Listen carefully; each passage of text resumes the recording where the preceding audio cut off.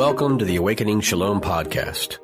The Awakening Shalom Podcast is an opportunity for digital faith formation at Myers Park Baptist Church that accompanies the Awakening series, a year-long journey of exploration and discernment which invites all people to come learn about the current social justice issues of the day and how they impact our faith. What we are awakening to is shalom, the Hebrew word for the peace and beauty that exists when we are living in right relationship with God, ourselves, other human beings, and all created things.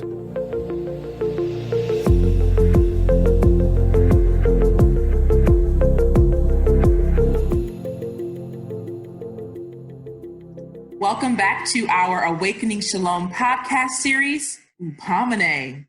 And we are focusing on what it means to persevere in a pandemic. I am really excited to have the professor in with us today. Yes. And just to give a little context about the podcast series for those of you who are just joining us or having heard the first couple of episodes, we are really focusing on this Greek term that is used over and over again in the New Testament, really a lot by Paul, a lot by John of Patmos in the book of Revelation to John. And he is calling for the followers of Christ who are being persecuted under the oppressive regime of the Roman Empire to persevere in the midst of their trouble. We had a beautiful conversation with some of our rabbinical colleagues last week, talking about what that word means and is it patience? Is it patient endurance? Is it an active word or is it a word that can lead to complacency? And so I'm excited about this conversation today. I am here with the Reverend Dr. Benjamin Boswell. And Ben, why don't you introduce your friend? Oh, man, I'm so pumped and excited to have my good friend, Dr. Gerardo Marti, on our podcast. Hi, Gerardo. Hey. We're glad to have you here.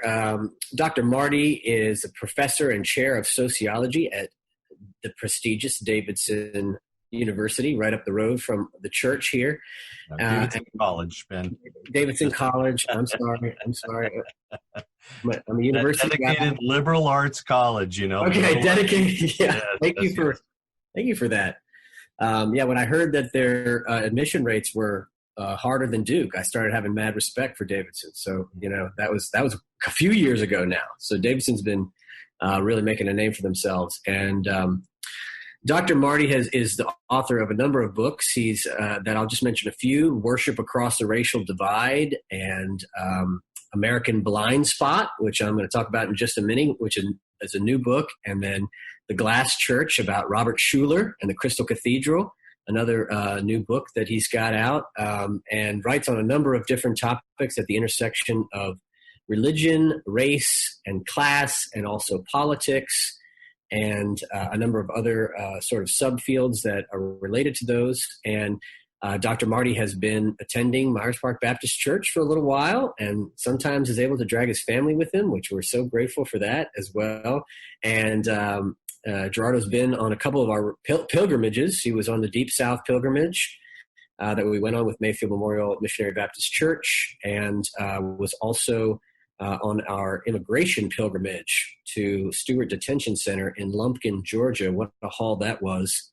What an interesting travel trip that was, and has just been a good personal friend and colleague of mine, and I've really enjoyed getting a chance to get to know him. Gerardo, would you talk a little bit more about some other areas of your work that I might not have mentioned? Well, thank you. My wife and I have been so appreciative of the ministry of Myers Park Baptist, and we've gained so much. It's been so great. Even amidst the challenges, you guys have really rose to that challenge and done admirable work even since then. In terms of my own work, I was very fortunate that at a young age, even in high school, I ran across some very interesting material that taught me about the world in a bigger way. Understanding language, interpersonal relationships, the way to theorize interpersonal kind of connections, the definitions of the self. And over time, I got more interested in organizational dynamics. Then you can't escape the flows of history and how history and long contexts of history have shaped who we are. And so it became a point where when I was doing academic work, I felt like I was reading my own biography. I was really learning more about myself. And in doing so, I felt that everything was being answered. The ability to reflect on our own experience, the way to get out of our own familiar frames of understanding of things I've had a deep religious sort of a faith for a very long time. I had a radical conversion in middle school. I've never left that. I have not always resonated with the context that I've been in, and I've always been the person who asks a lot of questions. But that has never made me question whether God is real or the power of Jesus or things like that. So in that sense, I feel like I've continued to resource my faith at the same time that I've tried to understand the relationship between religion and some of the most vital questions of our day. And so my work has focused more on congregations because congregations are a convenient place to be able to draw limits. Where do we stop who we talk to and what we're trying to figure out? But at the same time, congregations become mirrors for broader developments in society. And so congregations have been the place in which I've looked at social change as it relates to racial injustice and oppression, social change as it relates to changing identities and sense of how I connect to the questions of faith today, the issues of the flow of capital and finance, and the dangers of capital. So congregations isn't really just about, are they growing or not? It's a path to be able to understand bigger questions.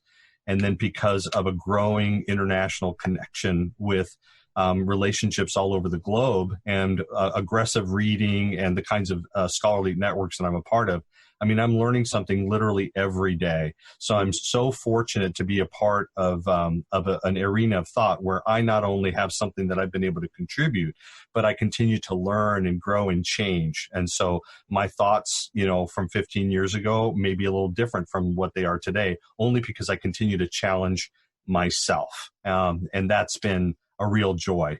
So that's what my work has continued to do. And my last works that have come out this year, I'm proud of again, but I still have 2 other books that I have on the way. And I have a biography that's in process. So there's more work coming in the future. And hopefully the next 10 years will be another time when I can not only grow for myself, but to present information that would be useful to the church. And so if there's another distinctive aspect of my work is that I try not to stay only in the clouds of what we try to, understand theoretically or conceptually, but much of my work is read by church leaders. More church leaders have read my work than scholars in their grasp to understand, okay, the world continues to change.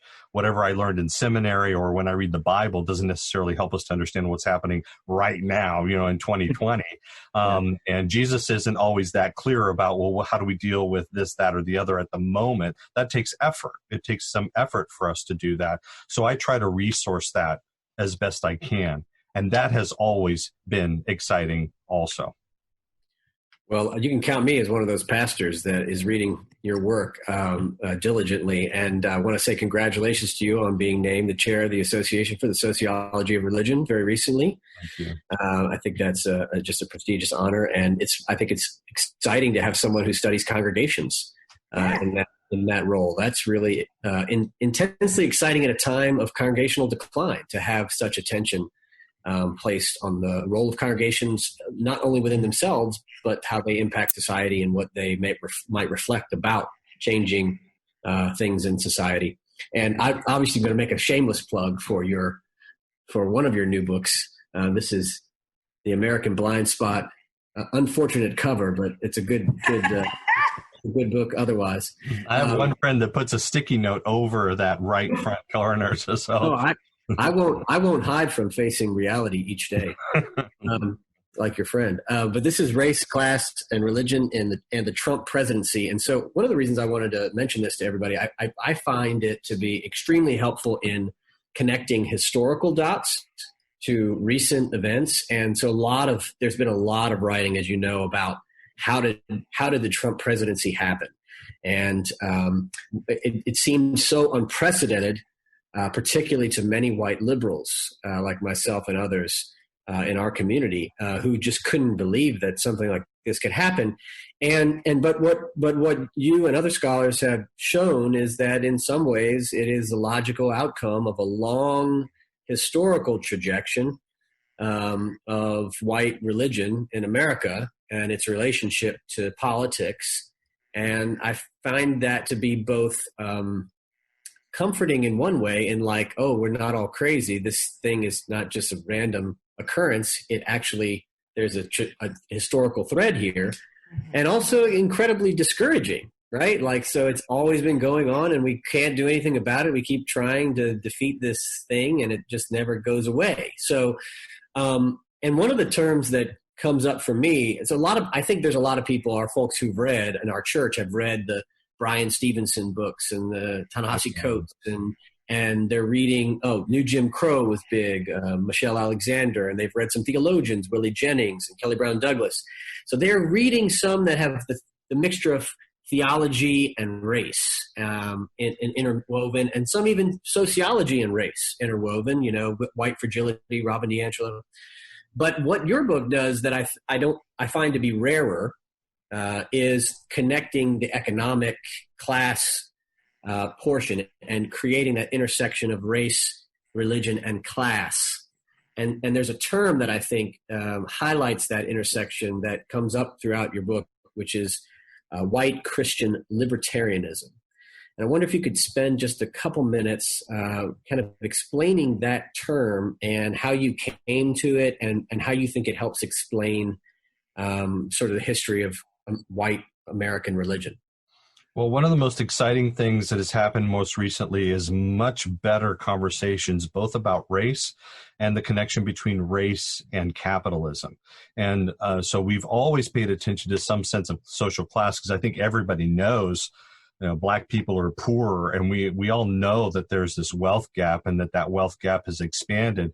But in terms of really understanding where that comes from, that's where the debate comes around. And some people say, unfortunately, some really hurtful things by sort of saying, well, Black people need to try harder, or Black people need to depend on themselves better, or they need to get smarter, or something like that.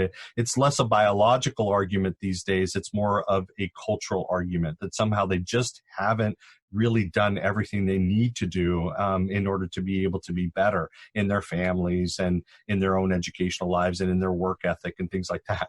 But sociology shows that this is still a form of racism, and it's still not new. It's been something that's been there for a very, very long time. The other thing that I think is important, and what I try to do in this particular book, is that most of us, when we begin to understand something about exploitation, oppression, the kinds of difficulties that groups have, they focus on the Black experience. Now, there's a good reason to do that. It's, Black people, in a sense, are written into the Constitution in the 3/5 clause and in the fugitive, pursuit of fugitives. So we know that Blacks were here from the beginning, and we know that from the very beginning they've been excluded from the kinds of things that we would see as part of what America is supposed to accomplish. But we are less good about integrating the Native American experience, the way in which indigenous people and their land were taken and that they were thrown out, and the ways in which America was built on the presumption that they were not worthy of that kind of call, and that we needed to instead be able to have people who could build on that, those white settlers moving in and taking over empty land, quote unquote, that was of no use and that they could do better with. And then we also don't always remember about the Chinese who had come in, and the Chinese Exclusion Act, the most explicit naming of a racial ethnic group and explicitly banning them because they were a threat to white workers. We also don't pay attention to other Asian groups, because alongside the Chinese were the Japanese and other groups from East Asia. And then we also don't always remember Latinos or the Latinx community. And we forget that so much of the United States exists because of the conquest of Mexico and the taking over of territory, the majority of what was Mexico in that day, and where indigenous Mexicans became Americans overnight without having moved, without having taken a step. And the way in which those indigenous Mexicans, who many of whom have been in the United States longer than most whites who claim immigrant past today, and yet have never been fully incorporated. So one of the things that I try to do in the book is I try to lay out the way in which race has always mattered in the economic fortunes of different groups. and the ways in which the United States has deliberately and conscientiously favored whatever a definition of whiteness might have been. And that's happened early on, not just in terms of defining citizenship, but actual real kinds of benefits, like the kind of property that you can own, the kind of business advantages that you may have, the kind of land that might be given to you by the federal government. And so once we come to understand the comprehensiveness of what whiteness meant for becoming a true American and the way it shaped immigration debates, so that the fundamental aspects of what we understand to be our immigration laws were really framed around questions of whiteness and leaving foreigners, non-whites, out as dangerous, as bad for our economy, as making our country weaker, as people who would threaten our way of life, that has been around for a very, very long time. So to me, the surprise is less understanding how we can finally understand a more comprehensive picture of why we have a racial and ethnic wealth gap that favors whites overall. We also need to then understand how Christianity shaped itself in the early 20th century around those threats, and that white Christianity also saw that threat of immigrants, that threat of the foreigner, that threat of dangerous radicals became something that racialized Christianity in a distinctive way, and that the prosperity of America really meant the prosperity of white Christians. And that prosperity of white Christianity then further sacralized policies that really became much more explicit in the mid-20th century. And so while I could spend time tracing through step by step, most of us are aware that Ronald Reagan and the moral majority were super collided with each other and reinforced each other. And it wasn't just that Ronald Reagan is known as a cultural warrior who represented the moral majority kind of cause in the name of certain moral issues, but there was a fundamental economic movement that was girding all of that.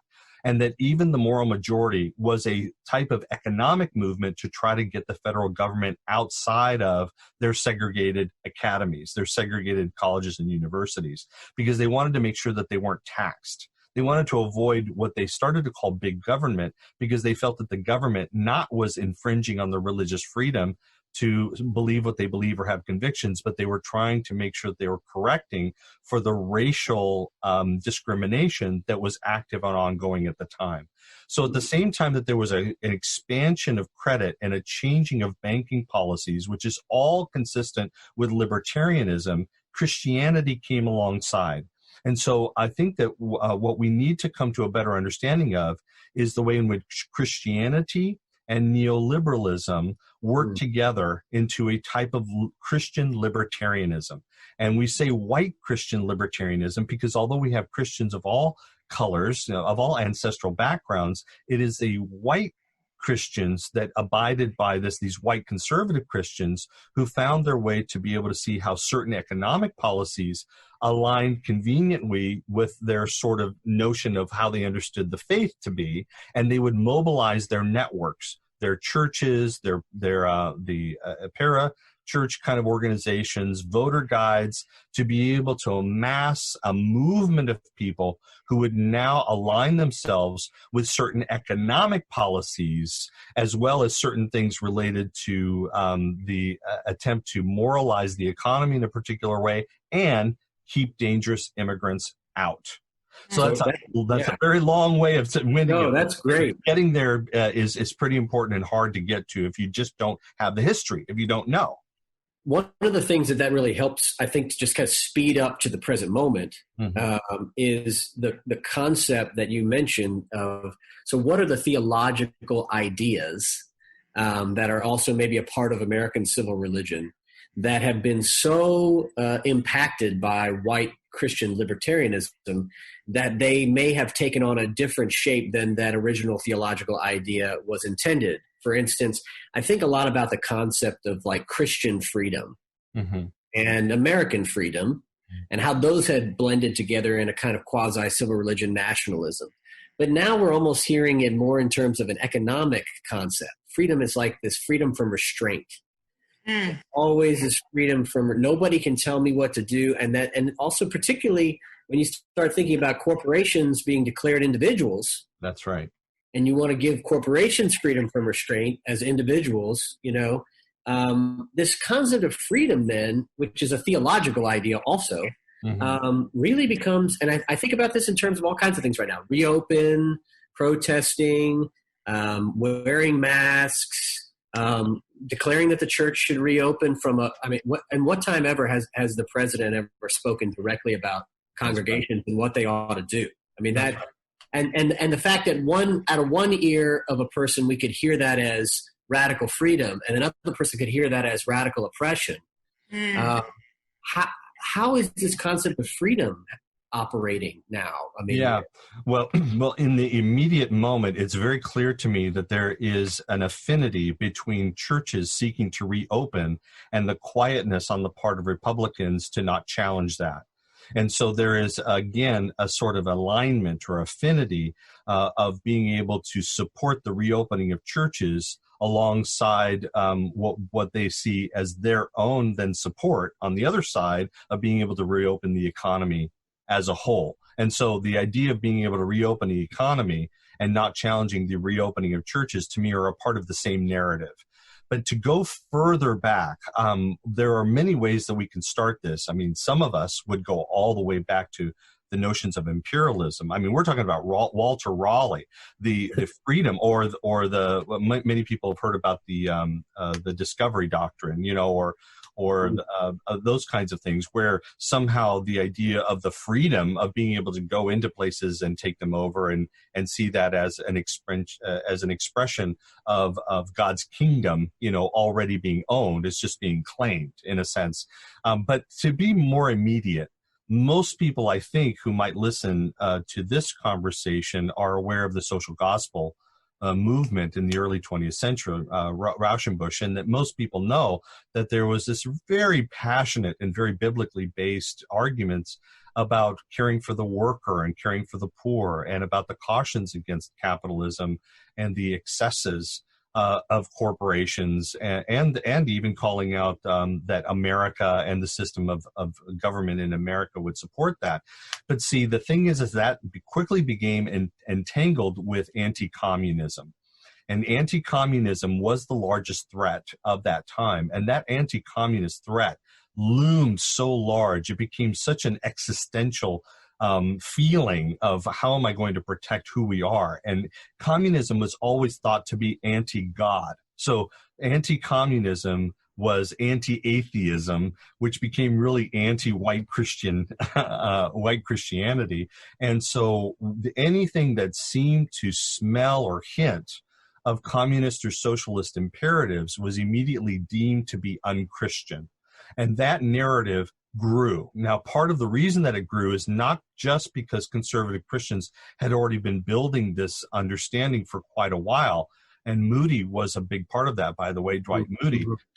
So you can go back for quite a while and really understand and see that this shoe salesman already had an affinity for Christian businessmen and wanted to build Christian businessmen and see how that works. And some other work has tied Christian fundamentalism to that business mentality.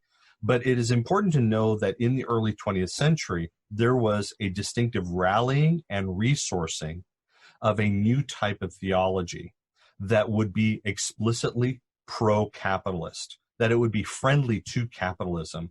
And there were a network of clergy that partnered with people like Howard Pugh and some other big names that they would be able to fund on the part of wealthy Christian businessmen who were now coming into great wealth, and that they would then support those ministries and those messages that would be most aligned with a friendliness to the white Christian corporation, if you will. And so that white Christian corporation would give permission for a person to be a capitalist and a Christian too. So when you get a little bit further, although Robert H. Schuller is not the only one, but Robert H. Schuller and the ministry that developed from a drive-in theater all the way to the Crystal Cathedral was one of the most explicit in saying, of course, you can be a good Christian and a good capitalist. And that resonance was something that just fits so nice into suburban white Orange County, but it was a national message. And his mentor, Norman Vincent Peale, was one of those original people who, reaching out to white Christian businessmen, people had anxieties about the market, being able to move up the ladder, didn't know what they were going to do, wanted to support their families, and were caught up in this. His messages of positive thinking were explicitly oriented toward that kind of person. His audience was the white Christian businessman traveling on the road trying to make the next sale. That is exactly who he was trying to reach. So when we start to see the connections between white corporate business and the alignment of new theology, new theological innovation that would bring the messages of the Old and New Testament to be business friendly, that I think helps to account for why we get to a point today when we see the reopening of the economy and the freedom associated with economic activity in commerce, in entrepreneurialism, as well as buying and selling kind of stuff, that would be now a part of what it means to be a good Christian and a good American. So that's where I think it's really helpful. And I want to ask Mia to ask a question here in just a minute. The terrible irony to me, or I guess maybe horrific would be a better word than that, is that on the one hand, the logical trajectory of that particular theological vision, which also is a social and economic vision, has led to the greatest freedom ever in humankind for corporations. Yes. And the least amount of freedom for individuals. And yet the individuals themselves continue to yell about freedom when there's no unions, and workers in America are the least free, maybe than they've ever been. At least white workers, I would say, Well, it's a little bit difficult there to understand. At that point, we have to really work with what we mean by freedom, because one of the theorists that I admire the most, who I think is not read enough, his name is Ulrich Beck. And I won't go through all of Ulrich Beck for you, but he wrote a wonderful set of writings on individualization. And what he said was that the movement of modernity, the movement of the modern world, is for structures to have less responsibility for individuals.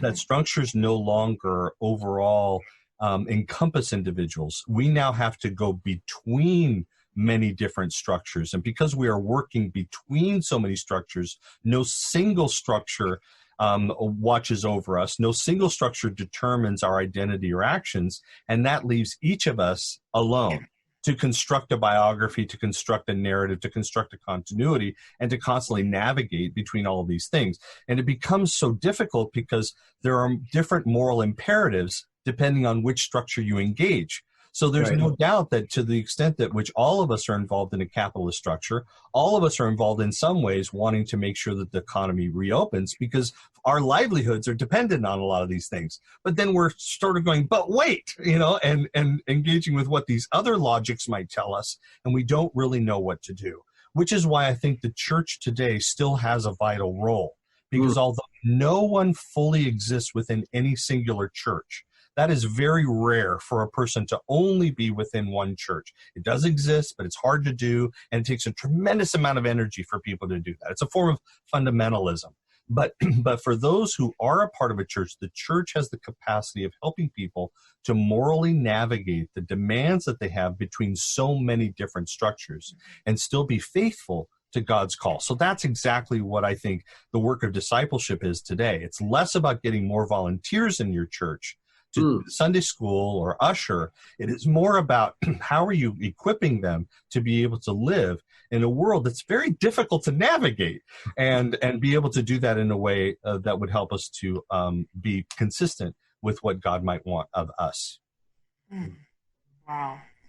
That's interesting, Gerardo. I've been thinking a lot while you've been talking about, and Ben just brought it up, about poor white folk. We've been talking a lot about when you were breaking off you talked earlier about the focus being on Black and not on Indigenous or Latinx or some of the other marginalized groups. I'm curious about your thoughts about poor white folk and their faith communities, essentially because those freedoms, those fake freedoms that don't really exist, a lot of them are still thinking, or at least vocalizing, that that's what they're fighting for, even though they are some of the most economically marginalized people in this country.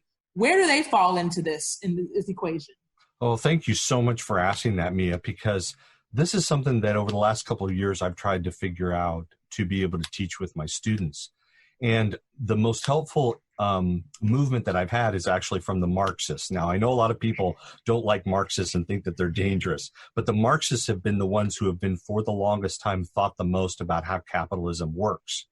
And what the newest thinking about this has to say, which really dates from Cedric Robinson, but moving forward, Cedric Robinson being a wonderful writer who actually argued against what Marxism had been arguing for a long time. Cedric Robinson said we were not paying attention to Black people when we talk about capitalism. And so the way he talked about it is this, and this is the way it makes sense to me. A long time ago, when industrialization started, there was an implicit agreement that white workers would be recruited as a bargain so that we would pay you a wage and make it a regular wage so that you could live your life. We all know that exploitation is happening. We all know that a worker is not earning as much as they could if they did it on their own. So the capitalist is shaving off the top, sometimes a lot off the top, in order to provide this person security for a job. But what is also neglected is that we are going to favor white workers over other workers. And so an intriguing quote is, behind Manchester lies Mississippi. And what is meant by that is that in Manchester, where industrialization started, wage work among whites, even though they were exploited, was regular and there were jobs to be had. But in Mississippi, there was slavery. And so instead of exploitation of labor, we call that expropriation. We say that's labor that's just taken, and we don't even try to compensate it. And so uncompensated labor provides the raw materials for segments of the economy where white workers work with that and process it into consumable goods. And if you trace that forward, what you have is over the period of the 20th century, that agreement has broken down because the extent of exploitation has only increased, so that the white worker who had hoped to have a fairly high wage over time by working faithfully in a corporation has now been subverted. Benefits have been taken away. The steady increase of wages never came through. And as it went down, while the previous promise was really to white male workers so that they could have their wife at home and their kids so that the wife managed the household while the man managed the work, okay, the wife now started to work because now you need two incomes in order to try to sustain this lifestyle. Well, that we've come nearly to the end to, where even if you have two incomes in a household and not even near the semblance of having, kids and dinner at home and a weekend of rest, that's not really there any longer. That happens in a sense where there's the protection of keeping Black people out is not enough. So that the manner of exploitation is now so great that the one reading of this is that white workers are still trying to have corporations live up to an ideal negotiation that happened over a century ago.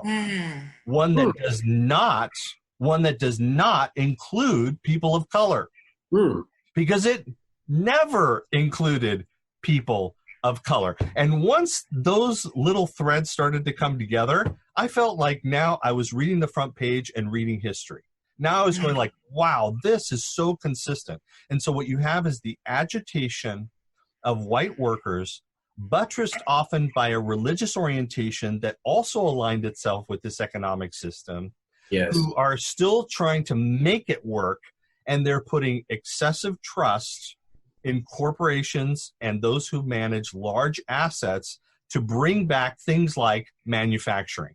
When we all know that that's actually not going to occur. Because the same reasons that led to the exploitation is what led to the outsourcing. It led to the obliteration of middle management. It led to the decline of white-collar work, So we've really come to a point where corporations are still trying to figure out how can we expand the level of exploitation that we have. And that's often through things like taking out more loans, having, indebting yourself even greater, all those kinds of things. But the playbook to me is exactly the same. It's never had compassion for people of color and for those outside of the system. And for those who are within the system, the agreement has become more and more disfavorable, that the level of exploitation has grown so greatly that the agitation has only grown. So I think that's one way of understanding the hope that was placed in an entrepreneur, a wealthy entrepreneur, Donald Trump, and other kind of rhetoric that plays on trying to accentuate the economy, or if we lower taxes, corporations are going to give higher wages. And it's unfortunate that history has always shown and continues to show that that does not happen. So it's more of the same happening now. Wow. Man, they think we think that makes so much sense when you go back to like his book and you think, oh, he's going to get us the deal we've always thought we were going to have. He's the deal guy, and so we're going to just get him to get us that deal that we're supposed to have an industrial revolution. Right. The book we all should read is a wonderful book called Welfare for the Wealthy. It's not the only book, but it's a wonderful book that I write about in my own. I summarize some of the key aspects of it. But it sort of says, look, there's going to be costs associated with doing government no matter what, okay? But the libertarian argument has always been that we need to make decisions that would accentuate credit, that would accentuate assets, that would accentuate the ability for businesses to grow. That's essentially the libertarian government, the libertarian argument for government.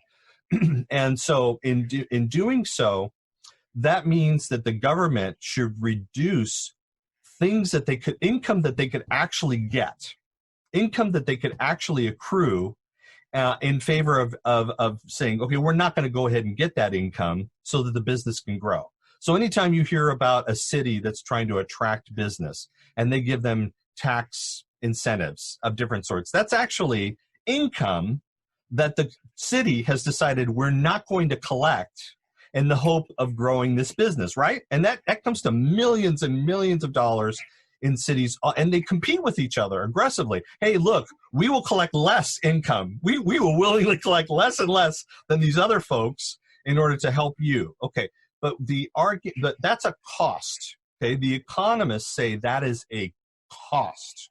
So when we then distinguish between the cost of Republican initiatives of policy, which is the lack of getting income that you could legitimately get, versus the direct cost of things like food for poor children or housing subsidies or things education, like that. Exactly. This book, Welfare for the Wealthy, has done the work, calculated the numbers, and the clear conclusion is the cost of Republican initiatives to not get the income that they legitimately get is far greater than the direct costs governments would have had if they would have gone ahead and pursued those things that would have helped people as a whole. And so that's why you have a fundamental conflict between something like granting health care for everyone. Health care for everyone would be a direct cost from the government that would help every American. But it conflicts with the initiative to not pursue more income on the part of Republicans in order to accentuate private enterprise. And as we know, even though the argument is that private enterprise will help us all because it's supposed to like lift all boats or something like that, or old Reagan trickle-down economy, we know that that actually doesn't happen. We have those numbers. This is not controversial. That's the thing. If you have empirical data, it's not controversial. And so once we understand that, then that has always helped me to understand why is it that our pension systems are failing. Pension systems are being converted into 401ks, privatizing them, again, trying to put more in the hands of private individuals and private corporations, because that's what 401ks do, right? They put money directly in the hands of corporations. At the same time, the government wants to reduce the guarantee of pensions in order to reduce, quote unquote, the cost of government. And well, so I just heard today a very specific example of that related to education. So the big care package that came out was to try to some of it was to take care of school districts, which a lot of them are going bankrupt. These are public school districts that are getting ready to go belly up. And so there was some money allocated for that, but the directive that came down from Betsy DeVos was that it should be used for private schools. That's right. Exactly. And it should be pushed. And in the original write-up, though, from Congress that it was approved, it said that it should go to private schools only for poor and low-income students that private schools were actually had, but that's not what the directive from DeVos said. Her directive said, no, it should go to all private school students. That's right. All private schools, and not just for their low-income students. And so what you see happening there is the privatization of the crisis. That's right. Use of the crisis as a moment to further privatize the American education system. That's right. And further disadvantage the public schools. Exactly, which is always said to be cheaper than public schools, but the cost is different. It's a different kind of cost that's being associated. Also, we know that private schools don't reach out in the same way. They don't have the same level of responsibility to educate all of our children. So those kinds of things are very real, they're very relevant, and they continue on today. And that's going to only spill out into our future as we see the decline in public funding probably accelerate to the extent that we have Republicans who continue to have a hefty majority or a hefty group within any particular body from the local to the federal level.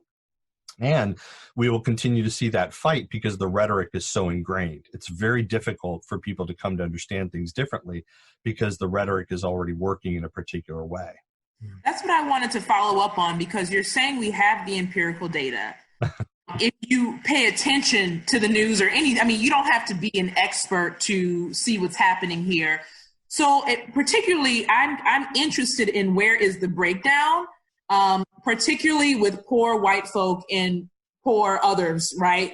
I'm saying that because we have a wonderful member of Myers Park Baptist who was doing journalism in the 60s, 50s, and 60s and 70s.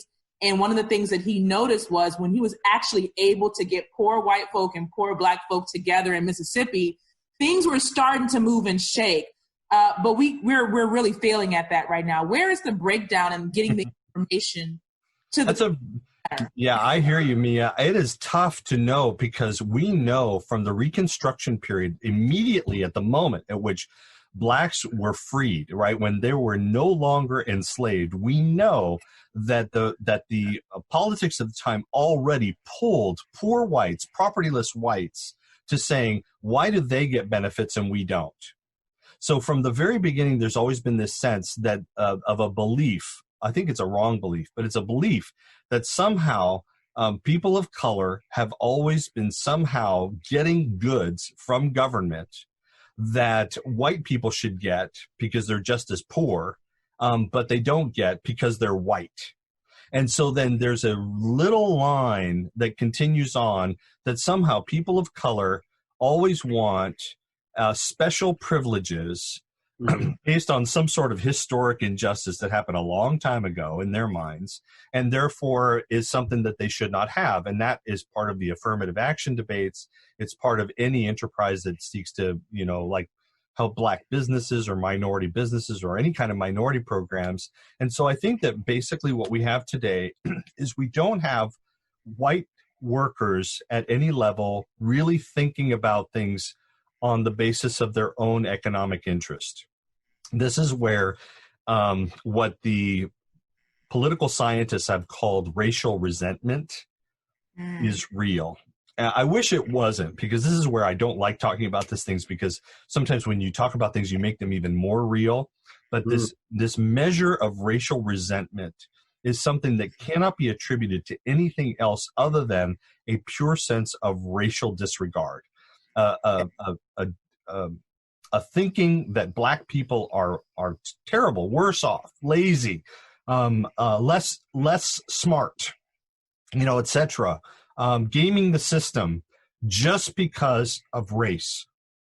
And so I think that has simply gone on. And so now, because it becomes an ideological thing, where ideologically they're framed in terms of a particular kind of worldview, and it's one that consciously makes people ignorant about race. It's not color blindness.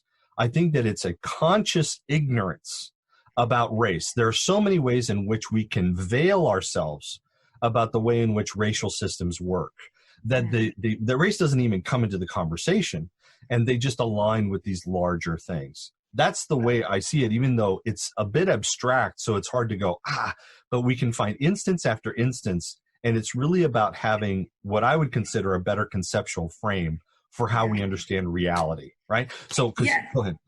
I just want to say, and to jump forward, you can continue to jump forward, that you were saying it's abstract, but I would say that racial resentment is, the fuel behind these reopen movements, and I'm not wearing a mask. But it's hard to make that jump for most people. They would just say, oh, you're pulling they'll tell me I'm pulling the race card, but it's there. That's real. Yeah, I don't disagree with you. I think the difficulty again is that somehow, because look, none of us grasp all of reality. Whatever reality is, it's too complex, it's whatever, it's out. So we all need things in order to grasp what reality might be. And in order to grasp that reality, we need concepts. And most of us get those concepts just by growing up. We get them in all these different places. And the more that we're dependent on media, the more we're dependent on the corporations that support that media, because really they're not interested in truth. They're interested in entertainment and in tickling you and in getting you back. So many people consider themselves well-informed, or actually not very well-informed. They are a part of very narrow channels of familiarized concepts that seem to reinforce for them, this is what reality is.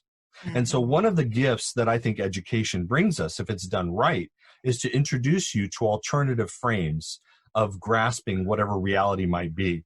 I think this is also the power of preaching. Preaching has the capacity to give us alternative frames for being able to grasp things that would otherwise be lost on us, right?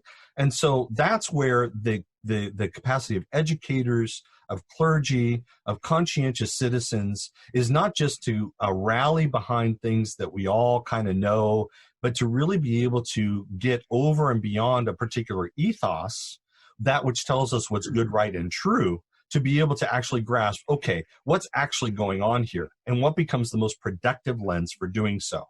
And so for many people, once they start to grasp racial injustice becomes a pathway by which they begin to engage in alternative frameworks. And that becomes very helpful for them to see things, But until they're willing to do so, then they will just continue to ride the same argument over and over again, because there are too many things that reinforce exactly what they think they know. It's really helpful, because it can be, sometimes it's racial injustice, but it could also be like, I was thinking about my own narrative. For me, one of the first things that I remember kind of really changing the frame for me was the question of how the Christian relationship with Judaism and the historic oppression of the Jewish people, which doesn't really make sense given that Jesus was Jewish and Paul thought of himself as nothing but Jewish. So you have this, and then you see that go to this radical anti-Semitism to the Middle Ages, where they blame the plague on Jews and have all these violence against Jewish people, then the pogroms, then the Holocaust, and it goes on and on and on. You just think to yourself, how could Christian people do this? What in the world? How do they get their mind? And you realize that the theological frame itself was broken. Right. That they had a theological frame that pursued violence. It was a violent, malformed theological vision that led to violence toward the Jewish people. And then if you could attach that to also sort of an anti-Black theological lens, or colonialist theological lens, or imperialist theological, you start to make sense of all these and things like the good ideas and words that are positive, like freedom and personal responsibility and salvation, and these things, family, these things that seem good. They're generally good as ideas. And you see how they begin to be marshaled to maintain the status quo in an oppressive context. Right. And I would add that because social change is constant, that's why we can't read a theology from any particular period and somehow say, okay, they got it right. Yeah. And then just adopt that. And so whether it's Thomas or Aquinas Or Yeah. I've read quite a bit of systematic theology, but there are some long books, several volumes that you could read on any particular one, written in 18-something, Yeah. And the thing is, you go, oh, they were so comprehensive, they spelled it all out. If you just read that, I know theology, okay? But if we take into account that not only is reality unfathomable, fully unfathomable, and not only does it continue to change, but also the spirit apparently continues to move. That's what I think almost every person I know who believes in the Christian sort of framework believes that the spirit is still active. Then it's incumbent upon us to always challenge ourselves about the reality we think we know, and to be able to find ways. So the framework that we require today, if there's a theological framework that is not one that locks reality so that we learn it at one time, whether it's at 6, 16, or 26, and that's what you have for the rest of your life. It has to be a framework that will accommodate knowing that change will occur. And that's where I think it's very difficult, because most people don't think that way, and most people find it hard to find to live with that kind of uncertainty. But to me, that's the creativity that's required on the part of our spiritual leaders, is to provide. And you used to call that progressive revelation, which is it's not always a perfect concept, but it is an important concept in the history of Myers Park Baptist Church, in that the first pastor, George Heaton, was talking about progressive revelation in the 40s when the church was formed, and it became part of the bedrock of sort of the creed. Well, now we don't have creeds, but the covenants and the ideas and the church. Mm-hmm. Yeah. But I was thinking about that in terms of this coronavirus, and I want to turn toward, like, what lessons have we learned from this? What have we gained? What have we gained an understanding of here? Boy, COVID-19 has really messed up some weak theological categories, or theological categories that we thought were in place and framed well, and they have come down like a house of cards. And along with them have come down some social views that were attached to them, and some political ideas that were attached to them. I think I see more people writing about the end of the neoliberal revolution more now than I've ever read before. So people are finally wrestling with the economic inequality and how we got to where we are. From your lens, and I know you've studied a lot of churches and you're looking at how churches are responding to this. How do you, two questions, sort of two parts. How do you see churches have been responding, religious communities? And then what do you think we've learned sort of broadly? And I want to ask that about the church mostly. I mean, we've already talked a lot about what we've learned about the society. But what have we learned about the church in America? Well, we're still learning, okay? Partly because not every church is forthcoming about what's actually going on with their finances. What? Churches wouldn't be transparent about that is a bunch of sociological. Mm-hmm. No way. Healthy suspicion. But it's tough. Even Robert Schuller said nobody wants to give to a failing enterprise. So there's a sense in which people believe that if the ship is going down, that they can't really admit it. Otherwise, it only contributes to its sinking. But I think that what's surprising is that most people would say, wow, if we only face some major existential threat like a pandemic, maybe we would all find unity. And instead, we found a way to politicize this in such a way that the divisions that were already there have only been further accentuated. I find it fascinating the way an obfuscation of religious freedom is tied into the notion that we have to meet and churches have to be quote unquote essential businesses when I think most people would agree that schools are essential, and yet we all agree that maybe our kids shouldn't be being brought together. So there's a lot of things that are going on here that is really more the use of what's out there available for a pragmatic initiative of what I really want to do. I suspect that every pastor understands that this is a financial crisis. And that it, because you have so many people who give in the midst of a service, and also that's where the inspiration and the prodding comes from. We're also missing the opportunities to recruit volunteers, to make guests feel welcome, to have occasions in which people bring their friends and family. So meeting together It's more than just, we need to have service. It's that the happenings that orient around the service is part of what makes a lot of ministry happen. Any pastor knows that the ministry of the church happens through its members, and that members meeting in small groups and getting to know difficulties when people admit, in an intimate circle that maybe things aren't so good, that's really where the help is going to happen. And so as much as we may have wonderful people who are paid staff who go to hospitals and go to people's homes and visit, we know that that's not going to be enough. We know that no pastor could do that. No paid staff, no dedicated layperson could do enough of that. It's really the church being the body serving each other. And so when we don't meet together, we know that that's not happening. And part of greasing the wheels of finance is also that. So I think that pastors are very concerned about how do we continue to define ourselves if we are not able to meet together and to recruit more people to be a part of this body. That is going to be a hard thing to do. So I feel like for many people, it's a bit of being on hold. It's about controlling expenses to the greatest extent possible and to wait it out. Nobody knows if this is going to be 4 months, 6 months, 12 months. Nobody quite knows. But I also think that we have not yet gotten to a point where the pandemic is normalized.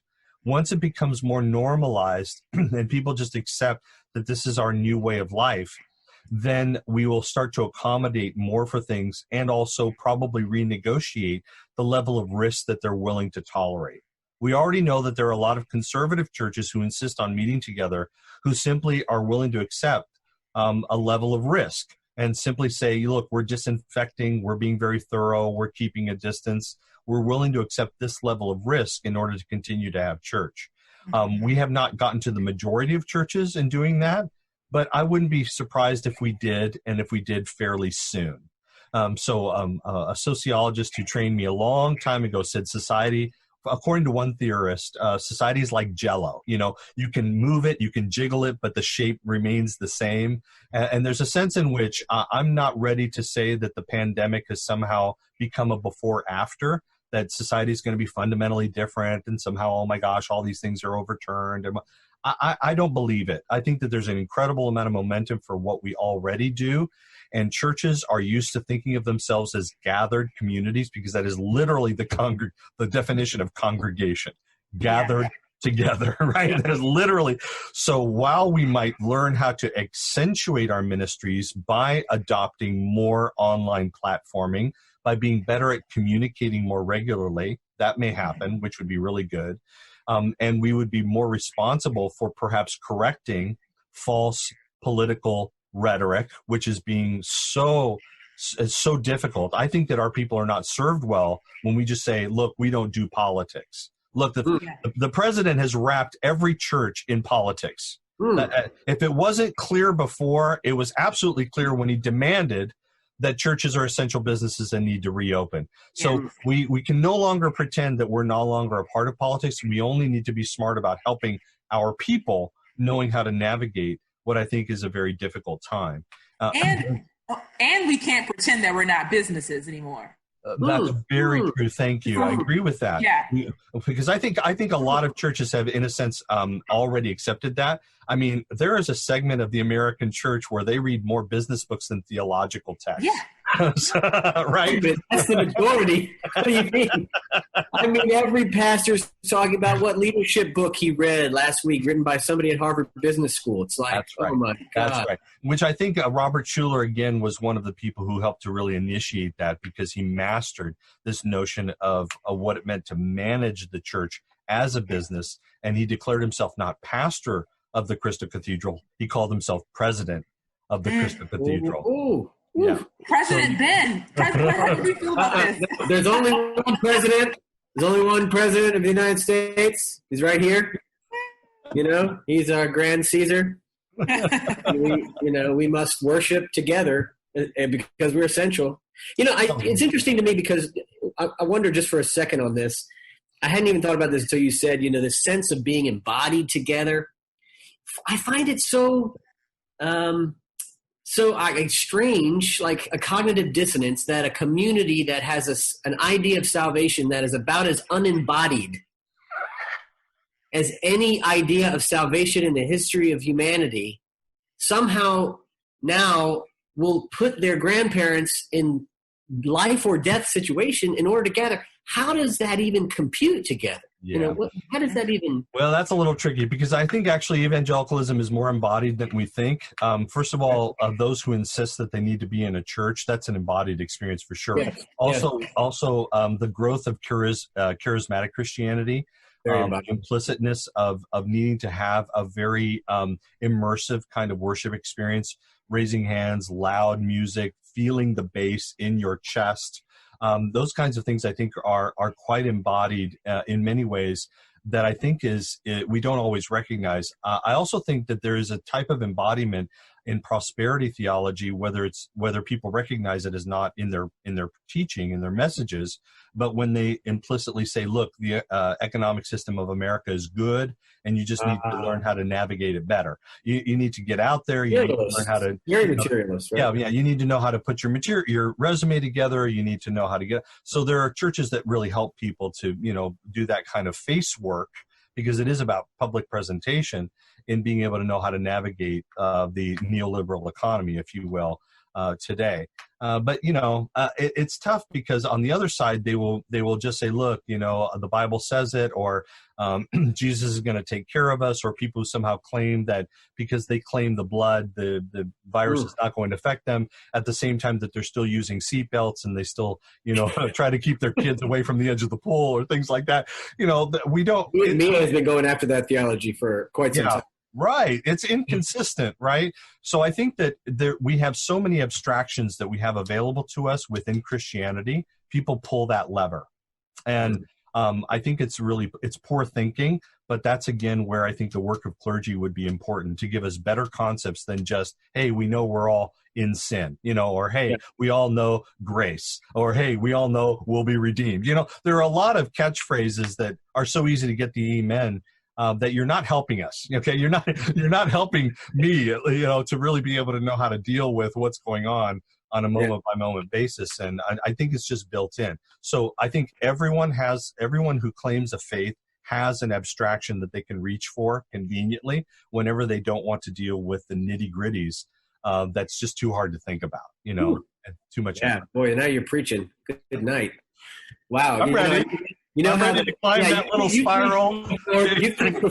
Before you went and did the godless secular work of sociology, I know you were a preacher. So, I always joke that the best response to a sermon that's really on the money is not amen. It's amen. It's the question. Amen. They're not sure they want to applaud that. They're like, I'm not sure about that, but that's kind of what you're saying there. It's like, well, I wonder if you could, I'm a little bit more hopeful than you are about the complete disruption of the American economic system. But I wonder, it's hopeful, yeah, that's hopeful to me. That's hopeful. I mean, how else do we get out of this mess? What are you hopeful about? Like, what is a word of hope you could give to church people? I want kind of on two fronts. Like, one is like how to get through this. How to be patient and to endure. But I wonder, like, one of the things that has come up for me as you were talking is like, how do people get better informed? And I don't mean this in like, you need to also listen to Fox News if you listen to CNN. That's lame. No, like, how do you get better informed as an average lay human being that is not plugged into sociological circles or religious clergy circles? What are some techniques for people to get better informed? And then what hope do you have for the church? What word would you give? Well, again, thank you for really good questions. One of the things that for whatever reason I settled with myself when I was very young was I was willing to make myself uncomfortable.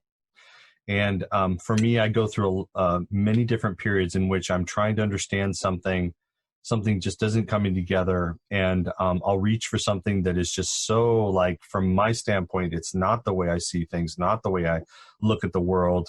And I think that first people have to really be willing to take whatever discomfort they already have, and instead of pulling on the familiar, be willing to make themselves even more uncomfortable in order for the risk of shaping a new paradigm that might help them in their identity, in their faith especially, and in their understanding of the world more effectively. Secondly, I really think that people need to pull on history more, meaning that we need to be willing to read and immerse ourselves in a period of time and in dynamics that are different from our immediacy in order to get perspective on today.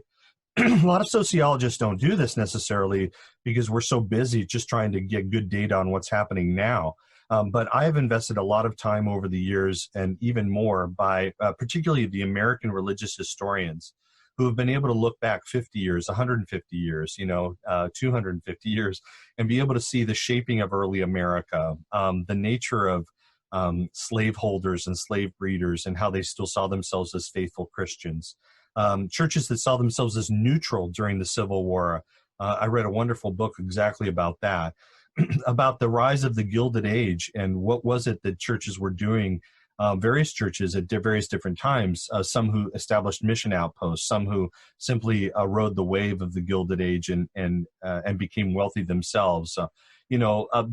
Those who responded in contrary ways, a deeper look at the abolitionists, which were a minority movement, not a majority movement. So many Christians say, hey, Christianity was a part of freeing the slaves. Sorry, that was not the majority of Christians at the time, and really reading about the minority of people who were literally thrown out of, from second floors, bodily thrown out of churches for the kinds of ideas that they were promoting, the way in which women were trying to assert their rights just to speak, and being denied to do so because they were advocating for causes that were perceived to be just so wrong at the time. All the way up to the most current edges of being able to understand the shaping of the religious right. What is it that really determines why abortion matters or not? And the immigration question, so confusing, so much bad information. But why is it that immigration is really now more part of managing a criminalized enterprise? The belief that immigrants are criminals and therefore we put them in detention centers and essentially prisons, and how the prison system intertwines with the immigration system in really intriguing and important ways. There are just resources that are available. So if we can tie ourselves into a deeper notion of history, what does it mean when we say we're a nation of immigrants? It doesn't mean what most people think. To really look at the shaping of immigration policy, especially the ones that came 1917, 1921, 1926, 1927, those are incredible. The Chinese Exclusion Act, a deeper look at that will help us a lot to be able to not be so surprised every time something happens in the moment, and to say, look, we have understandings of how this can occur within America by people who see themselves as patriotic. And Christians to trace what that looks like. and in terms of better resources, I just think we need to be better. Sometimes I'm very frustrated because friends will send me things through Facebook, and all it takes for me is copying the header or the keywords and putting it in Google, and usually within a page, it immediately tells me that this is crap. Okay. And that's a soft word. It's really not, and so basically what we have is people who simply look at something and retweet or repost uncritically. They don't even do the most essential work of double checking whether something is true. At one point somebody was throwing a panic button about something that was said in Oklahoma, and just one click, and I found that it was from 2009, an old video. It was being recycled and being labeled differently. And the person didn't even know. So I said, you just need to do better. You just need to do better. So I don't think that it's impossible. I think it's just that we're lazy, really. I mean, it doesn't take a PhD to figure out if something is not right. And then you can be a little bit smarter about evaluating the sources of information that you get and their relative accuracy. And then if you have time to read more about advertising, marketing, propaganda, you would be surprised to quickly see how often those very same techniques are used over and over and over again. Again, this is not new information. This is stuff that's been around for a very long time. But if you can understand the tools by which rhetoric and imagery and symbolism is used in order to get you riled up and to get you siding with a particular side, I think that is a type of prophylactic. It's a type of protection that you can give yourself in being able to move forward. In terms of where I just want to pause. That's a really good way to give people a chance to persevere. Is to think about building up their tolerance so they're not shocked into rage, because they can see the historical trajectory of a particular incident. Not that we should not be in a rage at all times in some cases, right? As Baldwin said about black folks, but that we could also see its connection and therefore not like lose our sense of self and our commitment to the work that we need to do because of some, rhetoric that pumps us in this direction or that. How could he possibly say that about Latino folks? Well, no, of course he says that because or Ben, the comment from yesterday, human capital stock, was that was said by the politician? I forgot the name, but somebody was talking about something and people were outraged and people were like, well, that really came from slavery. Right. Or let's just go ahead and pick on the left for a minute. I mean, I don't know if I would call this left, but the center that thinks it's left. And that is just the comments by Biden. It's just like these shouldn't be surprising, right? We should see them for what they are and not get caught up into the, oh my God, he said what? That probably was intentional. Right. I know that people think it was unintentional. It's like it probably was some kind of baiting of people to understand a particular way in which he is positioning his political campaign, and who is he going after? Who does he think is going to vote for him? Who does he think is going to win him the election? It's just this same kind of thing all the time. And I think we do need to build up a prophylactic, although we don't use that word in church. So what could we use? Like protection, a shield, a hedge of protection. There you go. From Ephesians 6, the armor of God against misinformation and propaganda. Yeah. The conspiracy theories, which are out of control. Absolutely. Yeah. Absolutely. Yeah. I didn't cut you off, but I thought that was No. I'll just say that today I think people need to realize that while they can't believe every person just because they're a doctor or they're a professor, because there are many of us, there are a lot of different professors. Not all of them, actually a minority of them are employed full time, maybe only 22% or something have actually full-time positions. The great majority of professors today, they teach one course, they're adjunct or connected, and so they claim that, in some way. But it's important to just know that today most all academic books are meant to be read in an accessible manner. They're for everybody.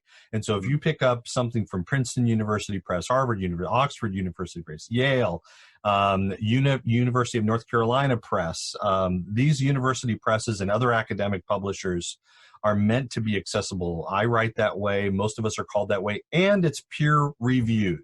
There are other people who've had to go through the discipline of working things through to say whether this makes sense, holds together, is reliable, as well as going through the editorial boards of these presses themselves. So some of the best information out there is going to be that pre-digested, fully explained and resourced, footnoted, so that you can be more, it's certainly far more reliable than a New York Times opinion column, which sometimes has good information, but sometimes may not be quite as reliable in the same way. Great. Gerardo, man, it has been a thrill to talk with you today. Thank you so much for coming out and spending the time on Zoom with us and having a conversation. Thank you for your friendship and relationship to Myers Park Baptist Church. And we love having you and Laura there when you can be there and participating through Zoom. And we miss you. We miss seeing you. But we really appreciate you bringing some wisdom to this conversation today. Thank you. Well, I would say, at least for my part, Myers Hope and the ministry there, Myers Park says, let me start again so you can read. For my part, in terms of me, let me say that Myers Park Baptist is part of bringing me hope for the future. Oh, it means a lot. That means thank you. Thank you. Thank you for joining us and for sharing your insight and thoughts. And I know that it will encourage some of our people to dig a little bit deeper as we persevere.